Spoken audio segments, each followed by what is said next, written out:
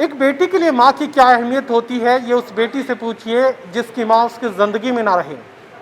एक बहन के लिए अपने भाई की क्या अहमियत होती है, ये उस बहन से पूछिए जिसकी ज़िंदगी में उसका भाई ना रहे।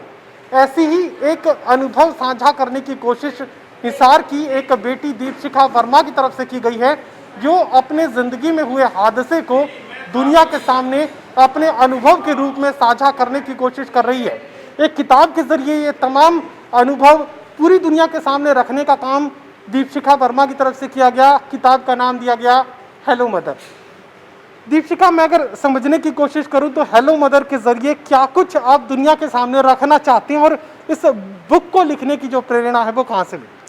अ, जब मेरी ज़िंदगी में ऐसा कोई हादसा हुआ तो मुझे ये पता था कि मैं अकेली नहीं हूँ, और भी बहुत लोग ऐसे हैं जिनके साथ ऐसी दर्दनाक घटना होती है, किसी फैमिली मेम्बर का चले जाना, और उसके बाद इंसान बहुत अंदर से टूट जाता है। तो मेरी ये किताब पब्लिश कराने का सिर्फ एक ही मकसद था कि अगर किसी और के साथ ऐसा हो तो उससे ये पढ़कर थोड़ी अंदर से स्ट्रेंथ मिले, उसको हौसला मिले, उसको आगे बढ़ते रहने का थोड़ी उसको मोटिवेशन मिले अगर वो ये चीज़ पढ़े। तो मैंने अपना पर्सनल एक्सपीरियंस इसमें लिखा है, अपना जो भी पेन था मैंने उसको एक्सेप्ट किया। तो मैं सिर्फ और किसी को अगर मैं इस किताब के माध्यम से सिर्फ यही बताना चाहती हूँ सबको कि हमें टूटना नहीं चाहिए, हमें अपने इनर स्ट्रेंथ पे काम करके और कुछ भी हो उसको एक्सेप्ट करके ही आगे बढ़ना चाहिए। आप खुद के बारे में वो घटनाक्रम बताइए कि कैसे जो जीवन में तूफान है वो सामने आया, किस तरीके से आपको लगा कि अब सब कुछ बिखर चुका है जीवन में, और कैसे आपने उसे समेटने की कोशिश की?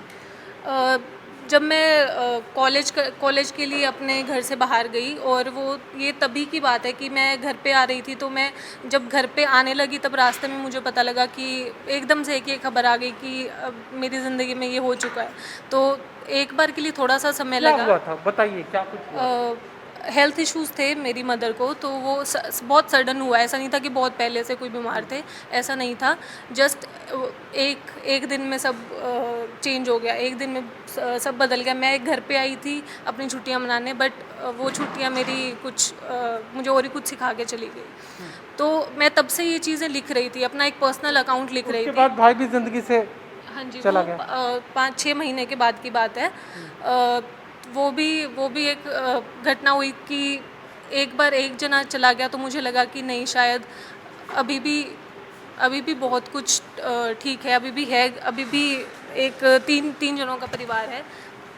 पर फिर थोड़े दिन बाद जब वो हुआ तो एक बार के लिए लगा, बहुत मुश्किल लग रहा था आगे का जीवन। पर फिर मैंने खुद को समझाया, थोड़ा समझने की कोशिश की चीज़ें कि यही जीवन है, कि सब अपना पार्ट प्ले करने आते हैं, जो चला जाता है सो चला जाता है, हमें अपनी लाइफ आगे चलाती रहनी चाहिए, हमें मुझे रुकना नहीं ये चाहिए। बताइए कि इस बुक के जरिए किस तरह से आपने लोगों का हौसला बढ़ाने की कोशिश की है? हौसले को अगर बांधने की कोशिश की गई तो वो तौर तरीके क्या हैं, अगर एक शब्द में या एक लाइन में आप बता पाएं? अ, कि हमें ऐसा नहीं है कि कोई बहुत बड़ी बड़ी चीज़ होती है हमारे साथ आए दिन। दिन में छोटी छोटी बातें होती है, हमें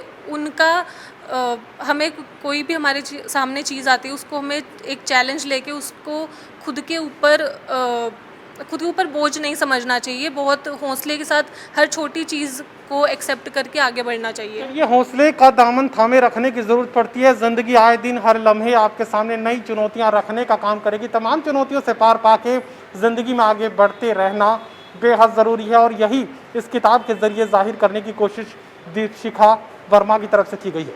सहयोगी कमल के साथ महेश कुमार, टोटल न्यूज़, हिसार।